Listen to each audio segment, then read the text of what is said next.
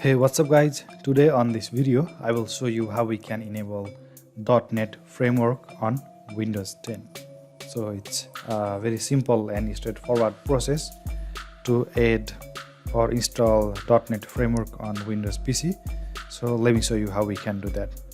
First of all, we have to go to Run, and for that press Windows and R on your keyboard, and here type Control. And now click OK. Now you can see all these options and settings. So click on Programs, and here under Programs and Features you can see these options: turn Windows features on or off.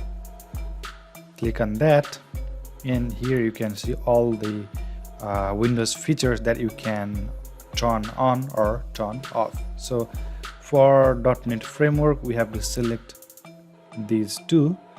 So select .NET framework 3.5 and .NET framework 4.8 and click on OK. So Windows will download those files from Windows Update. So select this first option. So let Windows Update download the files for you. Select this option, click on that option, and it will download the required files to install the .NET framework. Here you can see Windows completed the requested changes.